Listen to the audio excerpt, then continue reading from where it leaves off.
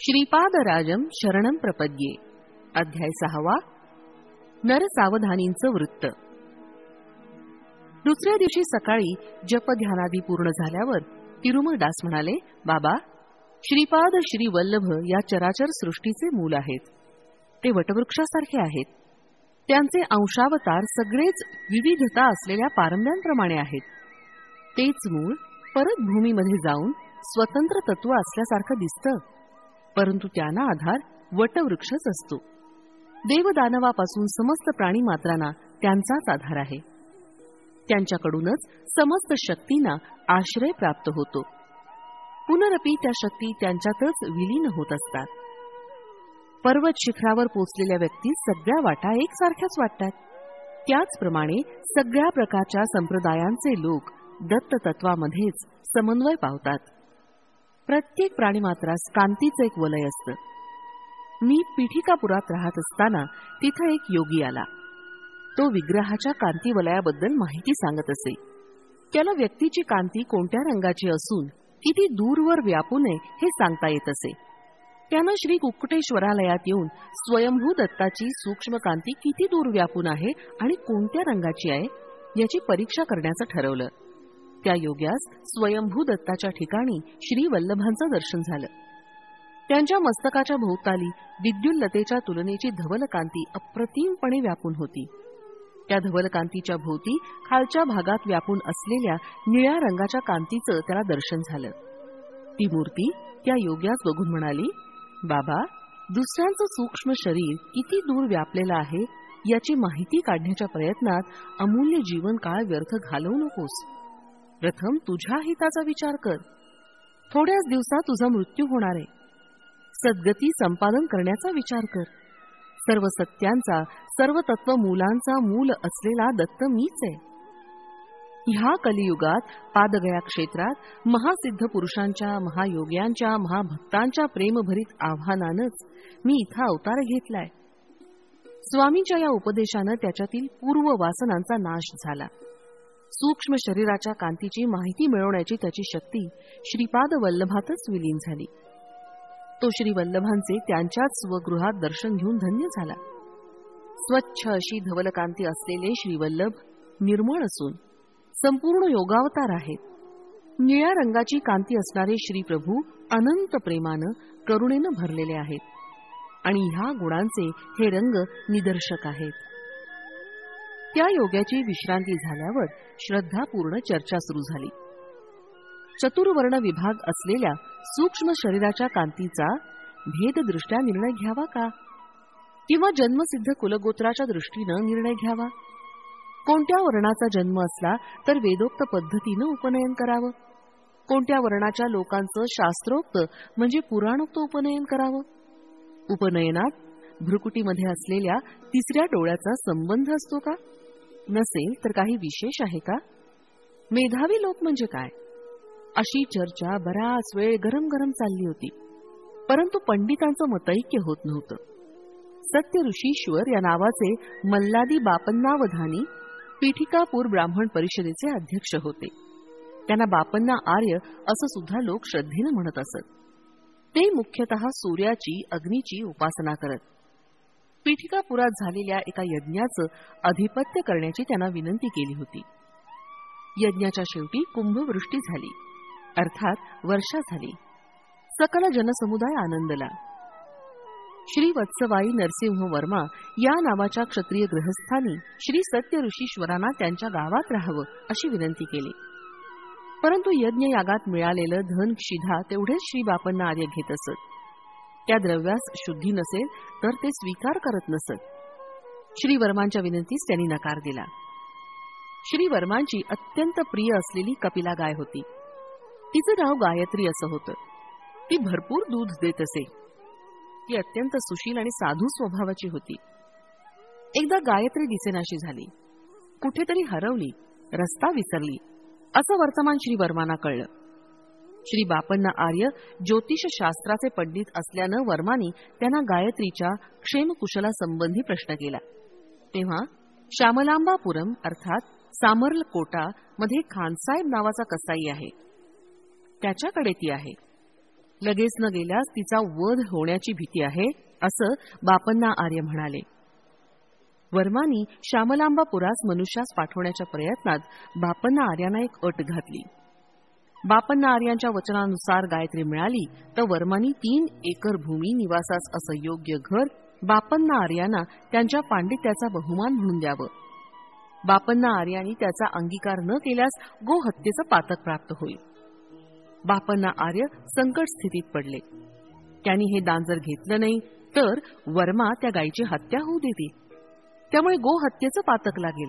गोहत्या पातकापेक्षा पंडित बहुमानाचा स्वीकार करणं श्रेयस्कर ठरेल असं त्यांना वाटलं आणि गायत्रीची रक्षा झाली. पीठिकापुरवासियांचं नशीब उघडलं. श्री बापन्नावधानी 3 खंडी धान्य देणाऱ्या भूमीचे मालक झाले. त्यांच्या निवासासाठी घराची व्यवस्था झाली. श्री बापन्ना आर्यांना व्यंकटावधानी नावाचा मुलगा आणि सुमती नावाची मुलगी झाली. तिच्या जन्मपत्रिकेत सर्व शुभ लक्षणं असून ती चालते वेळी महाराणीच लाजवील अशी चाल आणि लचक असल्या कारणानं सुमती महाराणी असं तिचं नामकरण झालं. श्री बापन्ना आर्यांची कीर्ती थोड्याच काळात 10 दिशांना पसरली.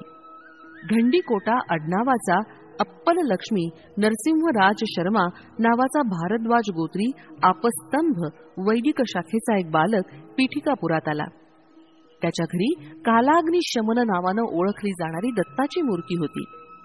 ती दत्त मूर्ती पूजेच्या वेळी स्पष्ट बोलत असे, आदेश सुद्धा देत असे. लहानपणीच अप्पलराज शर्मांचं मातृपितृ छत्र हरवलं असल्यानं तो पोरका झाला होता.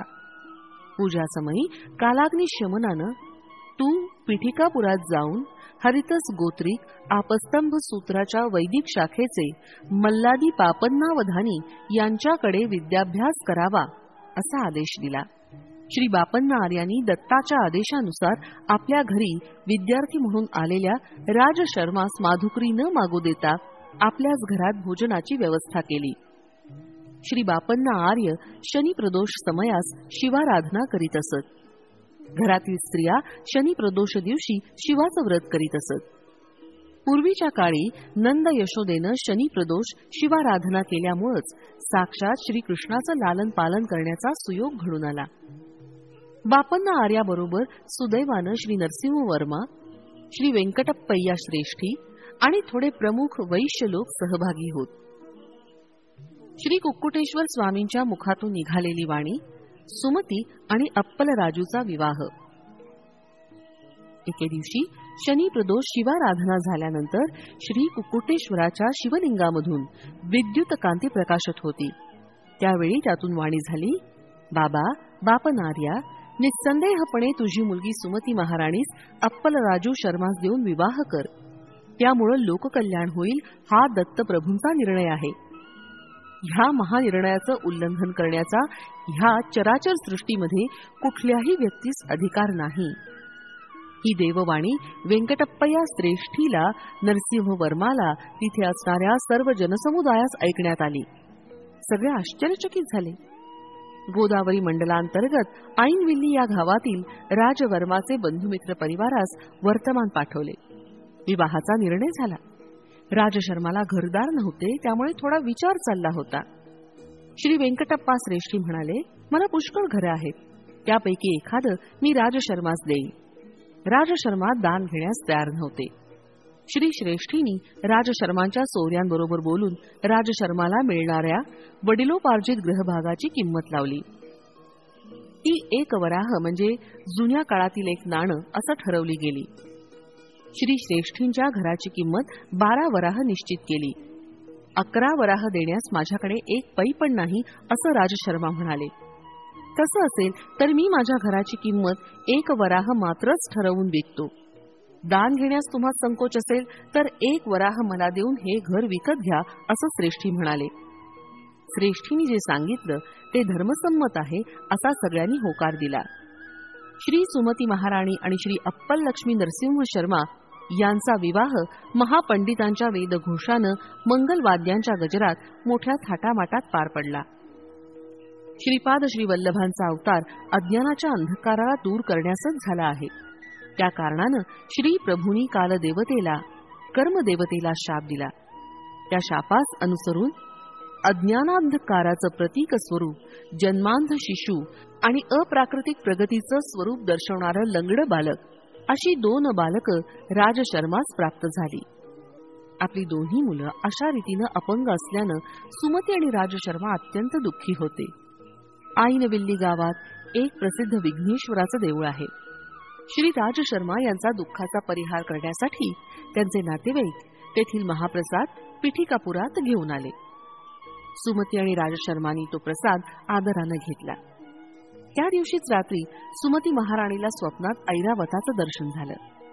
नंतर काही दिवस शंख, चक्र, गदा, पद्म, त्रिशूल, विविध देवतेचं, ऋषींचं, सिद्ध पुरुषांचं, योग्यांचं अशी अनेक दर्शनं तिला स्वप्नात होत होती. काही दिवसांनी जागृतावस्थेत सुद्धा तिला दिव्य दर्शन होऊ लागलं. डोळे झाकले की पडद्यावरील चित्रपटासारखं दिव्य कांतिमय तपसमाधीत मग्न असणारे योगी, मुनी अद्भुत दर्शन देत. देवतांचं जन्म नक्षत्र आणि सुमतीच्या प्रसव समयाचा नक्षत्रात असलेला संबंध. सुमती महाराणीनं आपल्या पित्यास दिव्य अनुभवाबद्दल सविस्तर सांगितलं. ते म्हणाले ही सर्व लक्षणं महापुरुषाच्या जननाचं शुभसूचक आहेत. सुमती महाराणीचे मामा श्रीधर पंडित म्हणाले, बाई सुमती, रवीचं म्हणजे सूर्याचं जन्म नक्षत्र विशाखाच आहे आणि श्री रामावताराचा संबंध आहे. कृत्तिका हे चंद्राचं जन्म नक्षत्र आहे. ह्याचा आणि श्री कृष्णावताराचा संबंध आहे.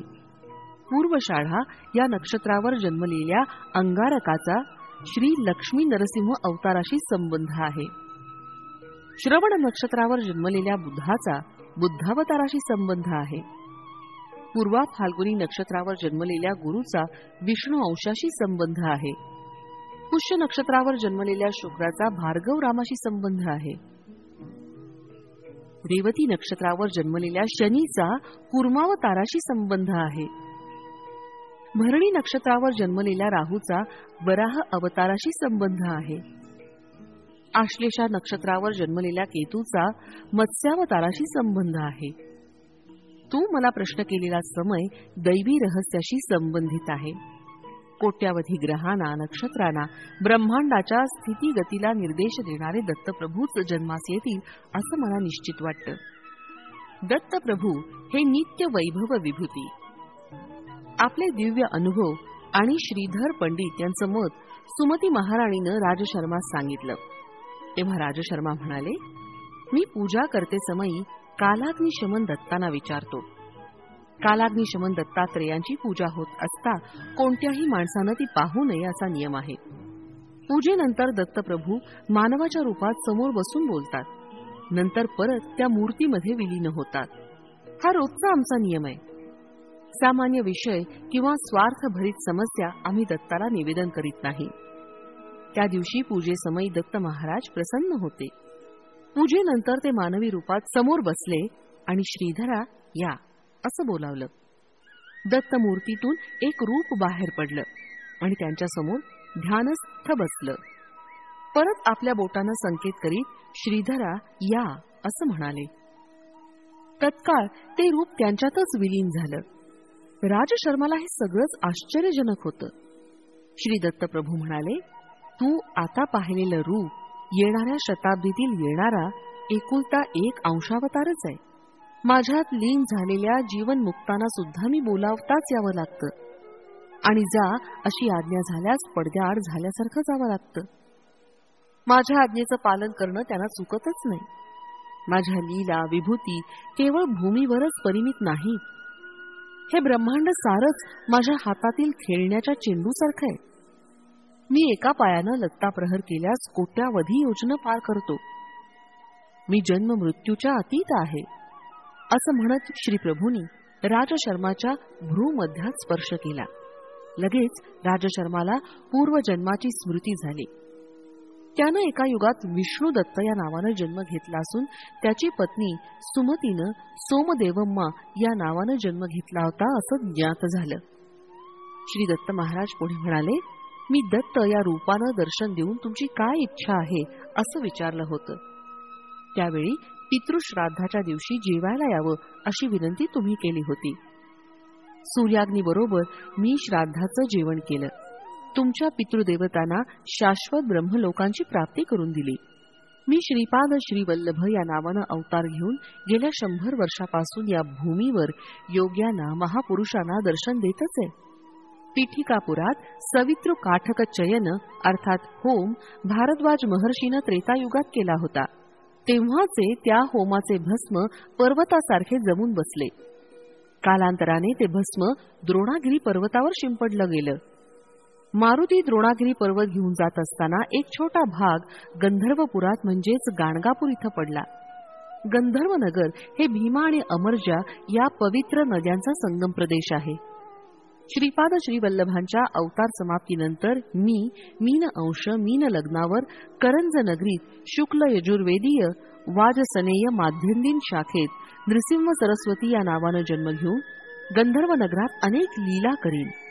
श्रीशैल्यातील कर्दळी वनात 300 वर्ष तपोसमाधीनंतर स्वामी समर्थ या नावानं प्रज्ञापुरात निवास करीन. जेव्हा शनी मीनेत प्रवेश करेल तेव्हा त्या शरीराचा त्याग करेन. दत्तप्रभूंचं हे वक्तव्य राजशर्मानं आपल्या धर्मपत्नीस सांगितलं. त्यावेळी सत्य ऋषीश्वर बापनार्य म्हणाले, बाबा राजशर्मा, तुझ्या पूर्वीच्या युगातील जन्मात श्री दत्तप्रभूंना, सूर्याला आणि अग्नीला श्राद्ध भोजन दिलेला तू पुण्यात्मा आहेस. या जन्मात कोणत्याही रूपात दत्त महाराज भोजन द्या असं विचारतील, तो दिवस पितृश्राद्धाचा असला तरी कसलाही विचार न करता ब्राह्मण जेवायच्या अगोदरच श्री दत्तानं भोजन विचारलं तर जरूर वाढावं. बाई सुमती, ही गोष्ट लक्षात ठेव. बाबा शंकर भट्टा, दत्तप्रभूंच्या लीला अलौकिक आहेत. आतापर्यंत कधीही न ऐकलेल्या आणि अपूर्व आहेत. महालय अमावस्येचा दिवस होता. राजशर्मा पितृश्राद्धाच्या तयारीत होते. दारासमोर भवती भिक्षां देही असा आवाज ऐकला आणि त्या अवधूताला सुमती महाराणीनं भिक्षा घातली. काही मागणं माग असं म्हणणाऱ्या अवधूताला सुमती म्हणाली, बाबा, आपण अवधूत आहात. आपलं वाक्य म्हणजे सिद्धवाक्यच आहे. श्रीपाद श्रीवल्लभांचा अवतार लवकरच या भूमीवर होईल असं विद्वान लोक सांगतात. दत्तप्रभू आता कोणत्या रूपात संचार करत आहेत? या 100 वर्षापूर्वीपासून या भूमीवर श्री दत्तप्रभू श्रीपाद श्रीवल्लभ या रूपात फिरत आहेत असं ज्ञात होत आहे. आपण मला काहीतरी माग असं म्हटलं. मला श्रीपाद श्रीवल्लभांचं रूप पाहण्याची फार तीव्र इच्छा आहे. श्रीपाद श्रीवल्लभांचा आविर्भाव अर्थात प्राकट्य. हे शब्द ऐकून त्या अवधूतानं भुवन दणाणून जाण्यासारखे, भूकंप आल्यासारखे विकट हास्य केलं. सुमती महाराणीला तिच्या सभोवतीचं समस्त विश्व एका क्षणातच अदृश्य झाल्यासारखं वाटलं. समोर 16 वर्ष वय असलेला सुंदर बालक यतीच्या रूपात प्रकट झाला आणि म्हणाला, आई, मीच श्रीपाद श्रीवल्लभ आहे, मीच दत्त आहे. अवधूतांच्या रूपात असताना श्रीवल्लभांचं रूप पाहण्याची इच्छा व्यक्त केलीस. ती इच्छा पूर्ण करण्यास तुला श्रीवल्लभांच्या रूपात दर्शन दिलं. श्रीवल्लभांच्या रूपात असलेल्या मला कोणतंही मागणं मागू शकतेस. तू मला जेव घालून तृप्त केलंस. जे मागशील ते वरदान द्यावं अशी इच्छा आहे. या जगातील लोकांनी संकल्प रूपानं पापकर्म केल्यास पापांचं फळच प्राप्त होतं. संकल्पानं पुण्यकर्म केल्यास पुण्यकर्माचं फळ प्राप्त होतं. निष्काम कर्माचं आचरण केल्यास त्यास अकर्म म्हणतात. ते सुकर्मही नसतं अथवा दुष्कर्मही नसतं. अकर्मास पुण्य किंवा पाप असं कोणतंच फळ नाही. म्हणून दुसरंच फळ द्यावं लागतं, ते भगवंताधीन असतं. अर्जुनानं अकर्म केल्यामुळंच श्रीकृष्णानं त्याला कौरवांना मारायला सांगितलं. तसं मारल्यास पाप लागणार नाही असं श्रीकृष्णानं अर्जुनाला सांगितलं. कौरवांचा संहार हा भगवंत निर्णयच होता. तुम्ही दंपतींनी पण विशेष असं अकर्म केलं आहे. म्हणून लोकहितार्थानं काहीतरी प्रतिफळ दिलंच पाहिजे. निस्संदेहानं तुझी इच्छा मला सांग, न चुकता ती पुरवीन. श्री दत्तांच्या दर्शनानंतर सुमती महाराणीला स्फुरलेला संकल्प. ती दिव्य मंगल मूर्ती पाहून सुमती महाराणीनं पादाभिवंदन केलं. श्रीवल्लभांनी सुमती महाराणीला उचलून उभं केलं आणि म्हणाले, आई, मुलाच्या पाया पडणं हे अयोग्य आहे. यानं मुलाचं आयुष्य क्षीण होतं. तेव्हा सुमती म्हणाली, श्री वल्लभ प्रभू आई म्हणून बोलावलं. आपलं हे सिद्ध वाक्य आहे, तेच बोल खरे करावे. तू माझा मुलगा म्हणून जन्मास यावं. यावर श्री दत्तप्रभूंनी तथास्तु असा आशीर्वाद दिला आणि म्हणाले, मी श्रीपाद श्रीवल्लभ या रूपानं तुझ्या गर्भात येईन. आईनं लेकराच्या पायावर पडणं हे लेकराचं आयुष्य क्षीण होणंच होय. म्हणून मी धर्मकर्माच्या सूत्राच्या उलट जात नाही. मी पुत्र रूपानं 16 वर्षापर्यंत जीवन व्यतीत करेन. त्यावर सुमती म्हणाली, केवढा हा अविचार, 16 वर्षापर्यंतच आयुष्य, असं म्हणून विलाप करू लागली. त्यावर श्रीचरणांनी सांगितलं, आई, 16 वर्षांपर्यंत तुम्ही सांगाल तसं ऐकून राहीन. प्राप्ते तु 16 वर्षे पुत्रम मित्रवदाचरेत, असं शास्त्रवचन आहे. 16 वर्ष वय असलेल्या मुलाबरोबर मित्रासारखंच वागलं पाहिजे. आपल्या इच्छांचं दडपण त्याच्यावर आणू नये. मला लग्न करण्यासाठी बंधनं घालू नयेत. मला यती होऊन स्वेच्छेनं विहार करण्याची परवानगी द्यावी. माझ्या या संकल्पाच्या विरुद्ध तुम्ही बंधन घातलं तर मी घरात राहणार नाही, असं सांगून त्वरित दत्तप्रभू अदृश्य झाले. सुमती महाराणी अवाक झाली. तिला काहीच कळेनासं झालं. घडलेला सारा वृत्तांत तिनं आपल्या पतीस विवरण करून सांगितला. तेवढ्यातच अप्पल राजू म्हणाले, सुमती, विचार करू नकोस.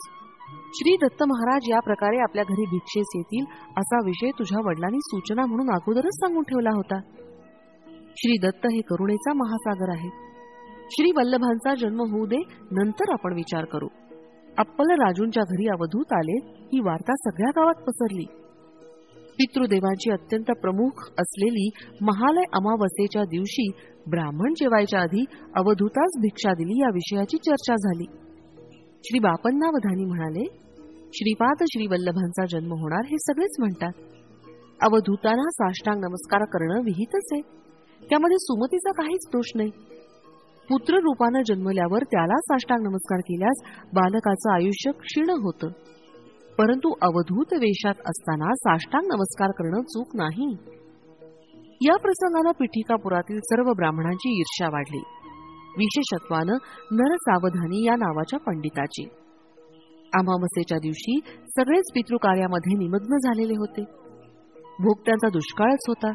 ही फार मोठी समस्याच पडली. श्री बापन्नार यांनी अप्पल राजूंच्या घरी मात्र निर्विघ्नपणे कार्य पार पडेल असं सांगितलं. श्री राजशर्मा कालाग्निशमनाचं म्हणजे दत्ताचं ध्यान करत होते. तितक्यात भोगते म्हणून 3 अतिथी आले आणि पितृकार्य निर्विघ्नपणे पार पडलं. बाबा शंकर भट्टा त्या दिवशी वैश्याना वेदोक्त उपनयन करण्याचा अधिकार आहे का नाही असा विषय चर्चेत मुख्यतांश होता. ब्राह्मणांची परिषद जमली. बंगाल देशातील नवद्वीपाहून आशुतोष या नावाचे पंडित पादगया क्षेत्रास आले होते. त्यांच्याकडे अत्यंत प्राचीन नाडी ग्रंथ होते. त्यांना देखील पंडित परिषदेचं आमंत्रण होतं. बापन्नाचार्यांनी सांगितलं, नियमनिष्ठेमध्ये ब्राह्मण, क्षत्रिय, वैश्य समानच असतात. श्रीपादांच्या जन्मसमयी दृगोच्चर झालेलं अद्भुत दृश्य. इतक्यात मी म्हणालो, महाराज, श्रीपाद प्रभूंच्या लीला विस्तारपूर्वक सांगून मला धन्य करावं. आणि शंकर भट्टा नरसावधानी बापन्नार्यांवर क्रोधित झाले आणि येन केन प्रकारेण त्यांचा अपमान करण्याचं त्यांनी ठरवलं. नरसावधानींची बगलामुखी साधना विफल होण्याचं एकमेव कारण बापन्नार्यच आहेत असं त्यांच्या मनानं ठामपणे घेतलं होतं. तांत्रिक प्रयोगानं बापन्नार्यानं त्यांची मंत्रसिद्धी निष्प्रभ केली असा कुप्रचार करण्यास त्यांनी सुरुवात केली.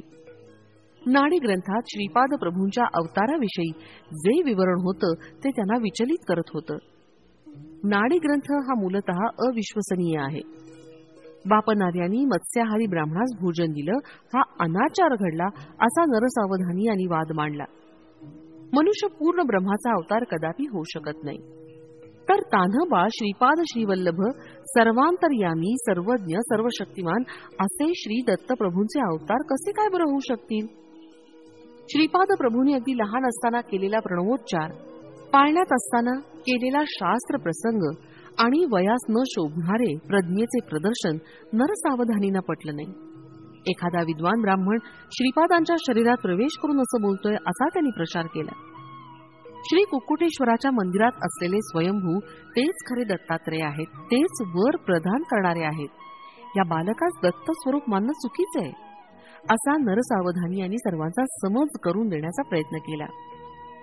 श्रीपादांच्या जन्मानंतर सतत 9 दिवसापर्यंत ज्या जागेवर त्यांना निजवत असत त्या जागी एक 3 फण्याचा नाग आपला फणा उभारून बाळावर छाया करत असे. श्रीपाद मातेच्या गर्भातून साधारण बालकाप्रमाणे जन्मास न येता ज्योती स्वरूपानं अवतरले होते. जन्म होता क्षणीच महाराणी सुमती मूर्छित झाल्या. प्रसूतीगृहातून मंगलवाद्यांचा ध्वनी येऊ लागला. थोड्या वेळात आकाशवाणी झाली आणि सर्वांना बाहेर जाण्याचा आदेश झाला. श्रीपादांच्या सान्निध्यात 4 वेद, 18 पुराण आणि महापुरुष ज्योतिरूपानं प्रकट झाले. पवित्र वेदमंत्रांचा घोष सर्वांना बाहेर ऐकू येऊ लागला. थोड्या वेळानं सर्वत्र शांतता पसरली. या अद्भुत घटना बापनार्यांना सुद्धा अगम्य आणि आश्चर्यकारक वाटल्या. श्रीपादांच्या बाललीला. श्रीपाद आता 1 वर्षाचे झाले होते. ते 8-10 महिन्याचे असतानाच त्यांचे आजोबा बापनार्यांबरोबर पंडित परिषदेस जात असत. आजोबा आपल्या नातवाला बरोबर घेऊन जात. नरसावधानी आपल्या घरी राजगिऱ्याचं पीक काढत. राजगिऱ्याची भाजी अत्यंत रुचकर असते. गावातील लोक नरसावधानींना ती भाजी देण्याची विनंती करीत, परंतु ते ती भाजी कुणालाच देत नसत. कुणाकडून काही विशेष काम करून घ्यायचं असल्यास मात्र त्याला ते भाजी देत आणि इच्छित काम करून घेत. श्रीपादांनी एकदा आपल्या आईस राजगिऱ्याची भाजी करण्यास सांगितलं आणि ती भाजी सुद्धा त्यांना नरसावधानींच्या घरचीच हवी होती. परंतु हे काम कठीण होतं. श्रीपाद लहान असतानाच स्वेच्छेनं चालत नरसावधानींच्या घरी जात असत. त्यांच्या घरी शास्त्राविषयी चर्चा करीत, तसंच चित्र विचित्र लीला करीत. पीठिकापुरात एका महापंडिताचा मृत्यू झाला होता. त्या पंडिताचा प्रेतात्मा श्रीपादाकडून विचित्र कार्य करून घेत आहे. या बालकास योग्य ते उपचार न करता बापन्नाचार्य आणि राजशर्मा हे दोघं या बालकाला दत्तावतारी समजत आहेत, असं नरसावधानी सर्वांना सांगत. पीठिकापूर हे पादगया क्षेत्र असून पितृदेवतांचं प्रधान स्थान आहे. विगत आत्म्यांशी संपर्क साधून संभाषण करण्याचं सामर्थ्य असलेले तत्ववेत्ते येथे राहत असत. श्रीपादांच्या शरीरात कोणत्या तरी महापंडिताचा आत्माच वास करत आहे आणि त्यांच्याकडून अगम्य अशा लीला करून घेत आहे, अशी धारणा पीठिकापुरममध्ये दृढ होत होती. तिरुमल दासांवर श्रीपादांचा दिव्य अनुग्रह. तिरुमल दास पुढे म्हणाले, मी मलयाद्रीपुरमहून पीठिकापुरम इथं आलो तेव्हा श्री बापनार्य आणि राजशर्मा यांच्या घरचा रजक होतो. नरसावधानींच्या घरचा जो रजक होता तो वृद्धावस्थेनं मरण पावला होता. त्या रजकाचा मुलगा वायसपूर अग्रहार म्हणजे सध्याचं काकीनाडा इथं निघून गेला होता. त्यामुळे त्यांच्या घरचं रजकाचं काम मला मिळालं. मी लहानपणापासून बापनार्युलूंच्या सहवासात असल्यानं माझ्यातली सत्प्रवृत्ती जागृत झाली होती आणि अध्यात्माची ज्योत प्रज्वलित झाली होती. ज्या दिवशी मी नरसावधानींना पाहत असे त्या दिवशी मला पोटाचा विकार होऊन अन्नग्रहण न करण्याइतकी माझी दीन अवस्था होई. नरसावधानींचे कपडे मी स्वतः न धुता माझा मुलगा रविदास ते धुत असे. सात्विक प्रवृत्तीच्या लोकांचेच कपडे मी स्वतः धुत असे. नरसावधानींचे कपडे मी स्वतः न धुता ते माझा मोठा मुलगा रविदास धुतो, ही वार्ता त्यांच्या कानी गेली. त्यांचे कपडे मी स्वतः धुवावे अशी त्यांनी मला आज्ञा केली. ती आज्ञा मानून मी नरसावधानींचे कपडे स्वतः धुवू लागलो. मी कपडे धुत असताना श्रीपादांचं स्मरण करीत असे. मी धुतलेले कपडे घेऊन रविदास नरसावधानींकडे गेला. मी धुतलेले कपडे जेव्हा सगळ्यांनी घातले तेव्हा कोणालाच काही झालं नाही. परंतु नरसावधानींनी ज्यावेळी ते कपडे घातले तेव्हा त्यांना त्यांच्या अंगावर विंचू गोम सरपटत असल्यासारखं वाटलं. त्या कपड्यांमध्ये त्यांचं शरीर अग्नीवर ठेवल्याप्रमाणे पोळू लागलं. नरसावधानींनी मला बोलावलं आणि ते रागानं म्हणाले, कोणत्या तरी क्षुद्र विद्येचा मंत्राचा प्रयोग मी कपड्यावर केलाय. त्या अपराधाबद्दल त्यांनी माझी न्यायाधीशाकडे तक्रार केली. परंतु चतुर न्यायाधीशांनी मला निर्दोष जाहीर करून सोडून दिलं. मी आनंदात घरी आलो. थोड्याच वेळात श्रीपाद प्रभू एका 16 वर्षाच्या युवकाच्या रूपात आमच्या घरी आले. श्रीपाद प्रभू वाटेल त्या रूपात येऊन भक्तांना दर्शन देत असत. मी आश्चर्यानं म्हणालो, महाराज, आपण उत्तम अशा ब्राह्मण कुलामध्ये जन्मलेले आहात. तेव्हा आमच्यासारख्या रजकांच्या वस्तीत येणं काही योग्य नाही. तेव्हा प्रभू म्हणाले, नरसावधानीसारखे पापाचे गाठोडे डोक्यावर वाहणारे ब्राह्मण खरं तर रजकांपेक्षा कमी दर्जाचे असतात, परंतु तुझ्यासारखे ब्राह्मणांची ओढ असलेले रजक त्यांच्यापेक्षा श्रेष्ठच असतात. श्रीपादांचे ते शब्द ऐकून मी त्यांच्या चरणावर नतमस्तक झालो आणि ढसाढसा रडलो. श्री प्रभूंनी माझ्याकडे अमृतदृष्टीनं पाहिलं आणि आपल्या दिव्य हाताचा स्पर्श करून मला उठवलं. नंतर त्यांनी आपला उजवा हात माझ्या शिरावर ठेवला आणि त्याच क्षणी मला पूर्वीचे जन्म आठवले. माझ्यातील योग शक्तींना चालना मिळाली. कुंडलिनी शक्ती सुद्धा जागृत झाल्याचा अनुभव येऊ लागला. श्रीपाद प्रभू हळूहळू पावलं टाकत अंतर्धान पावले. श्रीपाद प्रभूंनी आपल्या आईजवळ राजगिऱ्याची भाजी करून देण्याचा हट्ट केला. त्यांना नरसावधानींच्या घरातली भाजी हवी होती, परंतु ती गोष्ट अशक्य वाटत होती. यावेळी बापन्नार्य म्हणाले, श्रीपादा, उद्या सकाळी मी तुला नरसावधानीच्या घरी घेऊन जातो. तू स्वतः त्यांना राजगिऱ्याची भाजी देण्याची विनंती कर. परंतु जर त्यांनी ती भाजी देण्यास नकार दिला तर त्या भाजीसाठी पुन्हा कधीही हट्ट करू नकोस. दुसऱ्या दिवशी बापनार्य बालक श्रीपादाला घेऊन नरसावधानींकडे गेले. त्यांच्या घरी जाताच बापनार्य श्रीपादांना म्हणाले, श्रीपादा, मोठ्यांना नमस्कार करून त्यांचे आशीर्वाद घ्यावेत. नरसावधानी बाहेर उसरीवर बसले होते. त्यांची लांब शिखा पाठीवर रुळत होती. ती नरसावधानींना अत्यंत प्रिय होती. श्रीपादांनी नरसावधानींकडे बघितलं आणि दोन्ही हात जोडून त्यांना नमस्कार केला. श्रीपादांची तीक्ष्ण नजर नरसावधानींच्या पाठीवर विसावलेल्या शिखेवर पडली आणि काय आश्चर्य, ती आपोआप गळून खाली पडली. ती पाहून नरसावधानी अगदी गोंधळून गेले. यावेळी श्रीपाद म्हणाले, आजोबा, नरसावधानी आजोबांची अत्यंत प्रिय असलेली शिखा गळून पडली. आता त्यांच्याकडे राजगिऱ्याची भाजी मागणं योग्य होईल का? चला, आपण घरी जाऊ. श्रीपादांनी राजगिऱ्याची भाजी पुन्हा कधीही विचारले नाही. श्रीपादांच्या नमस्कारामुळे झालेलं नुकसान नरसावधानींच्या लक्षात आलं. ते ध्यानात बसले असताना त्यांच्या शरीरातून त्यांच्यासारखंच दिसणारं एक तेजोवलय बाहेर पडलं. नरसावधानींनी त्या तेजोवलयास विचारलं, तू कोण, कुठे चाललास? त्या तेजपुंज नरसावधानी सारखे दिसणाऱ्या आकृतीने उत्तर दिलं, मी तुझ्यात राहणारं पुण्य शरीर आहे. तू आतापर्यंत कितीतरी वेद पठण केलं आहेस, स्वयंभू दत्तात्रेयांची आराधना केलीस, परंतु साक्षात श्री दत्तात्रेयांचे अवतार असलेले श्रीपाद श्री वल्लभ यांचा अपमान केलास. तुला तुझ्या शिखेवर राजगिऱ्याच्या भाजीवर असलेलं प्रेम आसक्तीच्या 1,00,000 प्रेम जरी श्रीपादांच्या विषयी असतं तर तुझ्या जन्माचं सार्थक झालं असतं. परंतु मोहपाशाने स्वतःच बांधून घेऊन मोक्षाची एक दिव्य संधी तू घालवलीस.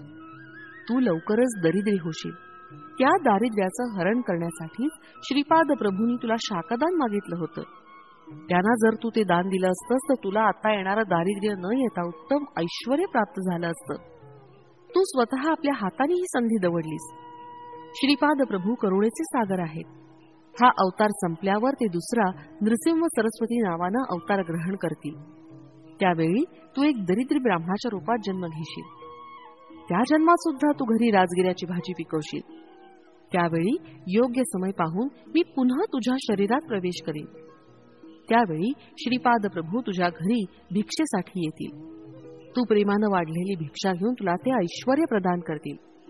सध्या मात्र मी तुझं शरीर सोडून जातोय. श्रीपाद प्रभूंनी केलेला नमस्कार तुला नव्हता तर तुझ्यातील पुण्य स्वरूपात वास्तव्य करणाऱ्या मला होता. त्यांनी मला तुला सोडून त्यांच्या स्वरूपात लीन होण्याची आज्ञा केली होती. त्यानुसार मी श्रीपादांच्या स्वरूपात लीन होण्यास जात आहे. आता तुझ्या शरीरात केवळ पाप पुरुषच उरला आहे. असं बोलून तो पुण्यात्मा श्रीपादांमध्ये विलीन झाला. कालांतरानं नरसावधानीची प्रकृती क्षीण होत गेली. लोक त्यांच्या शब्दांचा निरादर करू लागले. त्यांच्या चेहऱ्यावर विलसणारे विद्वत्तेचं तेज लोप पावलं. त्याचवेळी पिठिकापुरात विषूची म्हणजेच कॉलराची साथ पसरली. यात अनेक ग्रामवासी या रोगास बळी पडले. दूषित पाण्यामुळे हा रोग बळावत असल्याचा निष्कर्ष गावातील वैद्यांनी काढला. भयभीत झालेल्या ग्रामवासियांनी या महामारीच्या रोगावर शास्त्रीय रीतीनं निर्मूलन पद्धती काढावी अशी प्रार्थना श्री बापनार्यांना केली.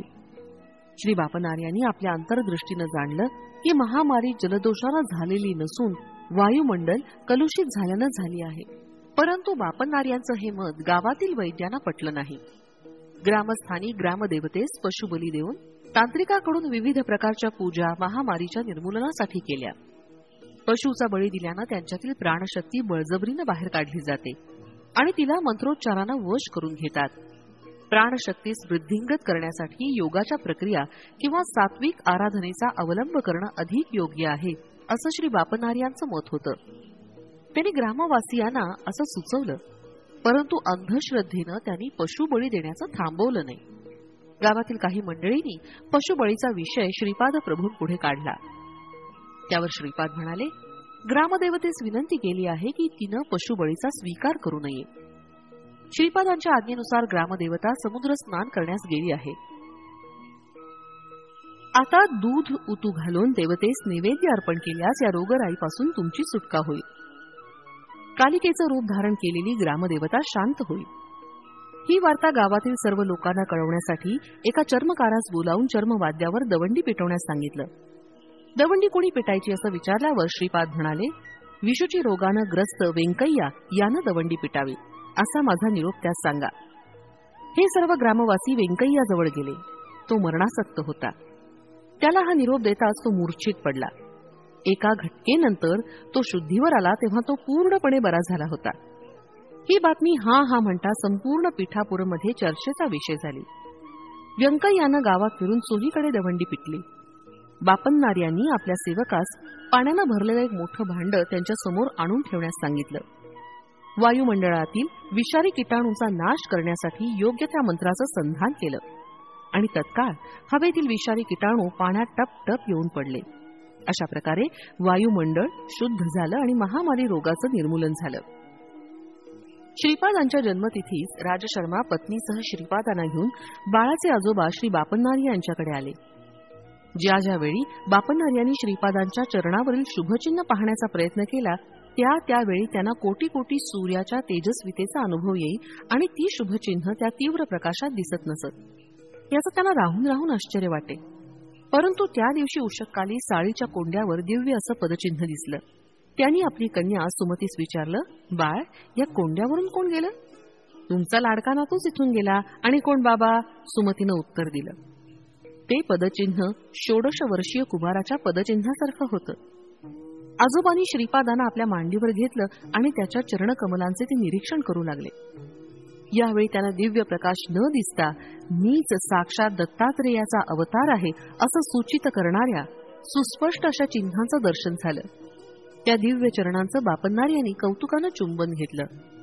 हा बालक श्री दत्तात्रेयाचा अवतार असल्याचा त्यांचा निर्धार दृढ झाला. त्याच वेळी त्यांच्या मुखातून श्री दत्ताच्या स्तुतीपर पद आपोआप निघालं. त्या दिव्य चरणांच्या दर्शनानं बापन्नार्यांच्या अंगी अष्टभाव सिद्ध झाले. त्यांच्या डोळ्यातून आनंदाश्रू वाहू लागले. ते श्रीपादांच्या गालावर ओघळले आणि मोत्याच्या बिंदूसारखे चमकत होते. आजोबांनी आपल्या उपरण्यानं हळुवारपणे श्रीपादाच्या गालावरील ते थेंब पुसले. त्यावेळी श्रीपाद म्हणाले, आजोबा, तुम्ही सौरमंडलातून शक्तिपात करून ती शक्ती श्री शैल्यस्थित श्री मल्लिकार्जुन शिवलिंगात आकर्षित केली होती. त्याच वेळी सूर्यमंडलातील ती शक्ती गोकर्ण महाबळेश्वरी व पादगया क्षेत्री स्थित असलेल्या स्वयंभू दत्तात्रेयांच्या ठिकाणी सुद्धा आकर्षित झाली. गोकर्ण महाबळेश्वर क्षेत्रास अधिक शक्तिसंपन्न करण्याचा संकल्प आहे. प्राणीमात्रातून जे अनिष्ट स्पंदन बाहेर पडतात त्या स्पंदनांना माझ्यात लय पाहून जे जे साधक आश्रित आहेत त्यांच्या प्रती शुभ स्पंदनांचं प्रसारण व्हावं असा माझा संकल्प आहे. गोकर्ण महाबळेश्वर हे परमेश्वराचं आत्मलिंग आहे. त्याच्या केवळ दर्शनानं मुक्ती साध्य होते. तसंच श्री शैल्याच्या दर्शनानं सुद्धा मुक्तीचं फळ प्राप्त होतं. येथील मल्लिकार्जुनास शक्ती संपन्न करण्याचा संकल्प आहे. तुम्ही सत्यऋषी आहात. मी यतीच्या रूपात होतो तेव्हा आईनं मला नमस्कार केला. त्यामुळे मी अल्पायुषी होणार असं माझं मत होतं. परंतु आईनं मला श्रीपाद रूपात नमस्कार केला म्हणून मी अल्पायुषी होणार नाही असं आपण म्हणालात. तेव्हा आपल्या दोघांचंही म्हणणं खोटं होऊ नये म्हणून मी केवळ 16 वर्षापर्यंतच तुमच्या घरी राहण्याचं ठरवलं आहे. संसार बंधनातून मुक्तीची इच्छा करणाऱ्या मुमुक्षूंना अनुग्रह देण्याचं कार्य पुढे आहे. मी चिरंजीव असावं असा तुमचा संकल्प आहे, तो मी पूर्तीस नेईन. श्रीपाद श्रीवल्लभ हे स्वरूप गुप्त करेन. नृसिंह सरस्वती हा अवतार घेतला तरी श्रीपाद श्रीवल्लभ रूप हेच नित्य सत्य रूप म्हणून राहील.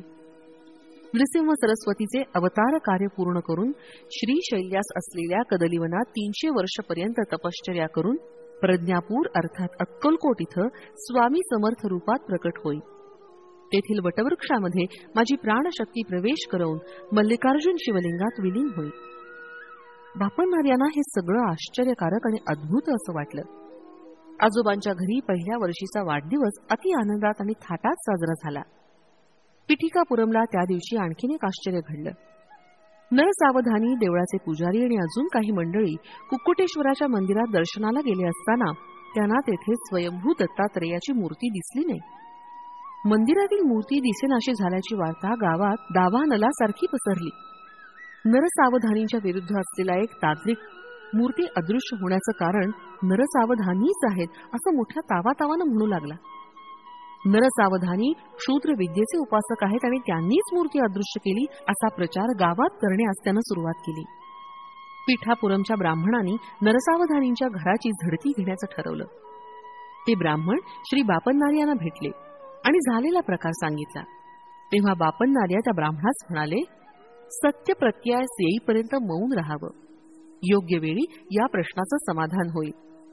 नरसावधानींच्या घराची झडती घेऊन संशयस्थळी खोदकाम केल्यावर तिथं मानव कपाल आणि क्षुद्र विद्येस उपयोगी पडणाऱ्या काही वस्तू सापडल्या, परंतु श्री दत्तात्रेयांची मूर्ती मात्र मिळाली नाही.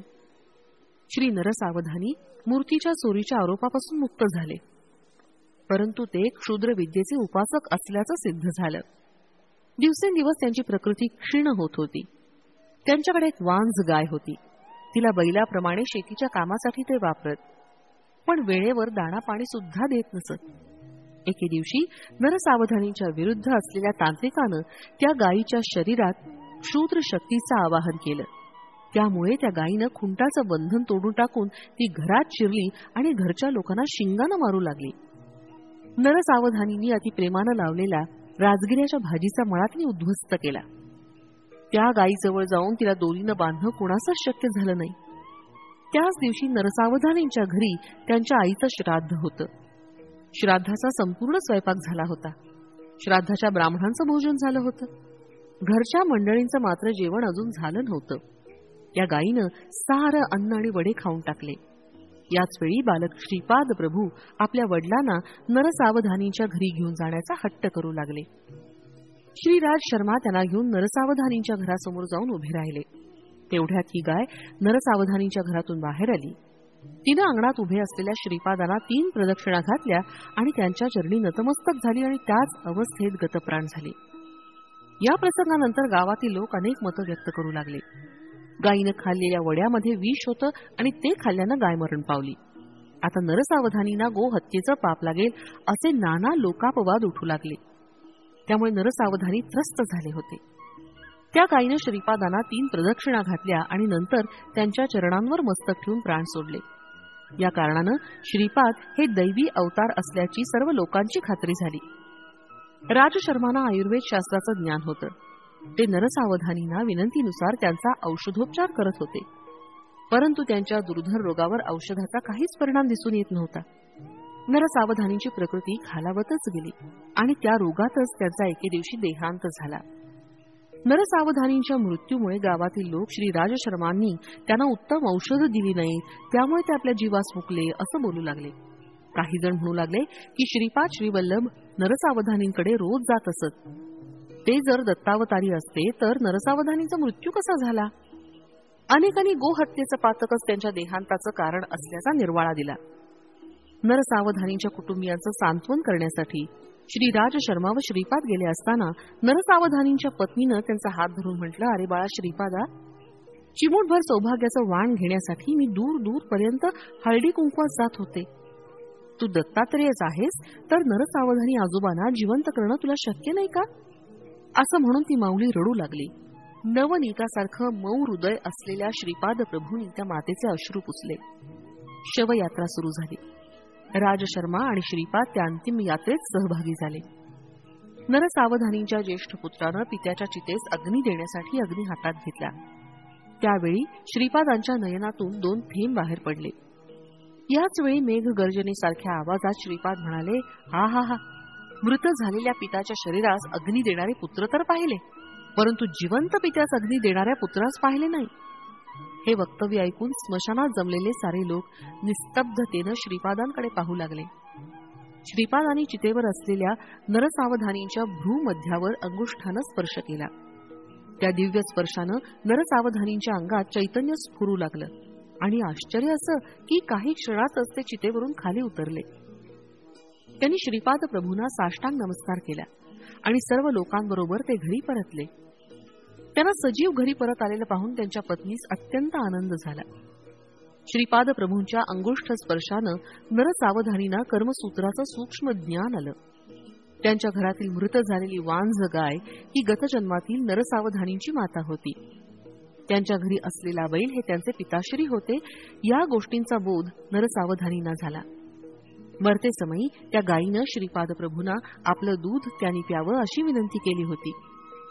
पुढच्या जन्मी जेव्हा वांझ म्हैस म्हणून ती जन्माला येईल त्यावेळी श्रीपाद प्रभू नृसिंह सरस्वती अवतारात तिचं दुग्धपान करतील. हे श्रीपादांनी गायीला दिलेलं वचन नरसावधानींना कळलं. ज्या तांत्रिकानं नरसावधानींवर प्रयोग केला होता त्याचा मृत्यू लवकरच होणार असून पुढच्या जन्मी तो ब्रह्मराक्षसाच्या योनीत जन्म घेणार असून त्याच्यावर यतिरूपात असलेल्या श्रीपादांचा अनुग्रह होईल असं सूक्ष्म लोकातील विषय नरसावधानींना श्रीपादाच्या कृपाप्रसादानं ज्ञात झाले. त्यांना स्वतःच्या पुढील जन्माची माहिती सुद्धा कळली. पुढील जन्मात त्यांच्या घरी यतिरूपानं श्रीपाद प्रभू येऊन त्यांच्याकडून राजगिऱ्याच्या भाजीची भिक्षा स्वीकारून राजगिऱ्याचं पीक स्वहस्ते नष्ट करून त्याच्या मुळाशी असलेल्या सोन्याच्या नाण्यांनी भरलेला हंडा त्यांना देतील. ही भविष्य वार्ता नरसावधानींना श्रीपादांच्या अंगुली स्पर्शानं कळली होती. श्रीपादांचा चेहरा अतिशय सात्विक, सुंदर, दैदिप्यमान असा होता. त्यांची तुलनाच होऊ शकत नाही. श्रीपाद प्रभूंनी नरसावधानी आणि त्यांच्या पत्नीस केलेला उपदेश, त्यांचा अनुग्रह, केलेली विधानं मी तुला उद्या सांगेन. आता आपण त्यांचं स्मरण करीत भजनात रंगून जाऊया. ज्या ठिकाणी त्यांचं नामस्मरण, भजन, कीर्तन होतं त्या ठिकाणी श्रीपाद प्रभू सूक्ष्म रूपानं संचरण करीत असतात हे अक्षर सत्य आहे. तिरुमल दासासारख्या भक्ताच्या सत्संगतीनं आनंदानं आम्ही पुलकित झालो. श्रीपाद श्रीवल्लभांचा जय जयकार. फलश्रुती. पितृशापापासून निवृत्ती.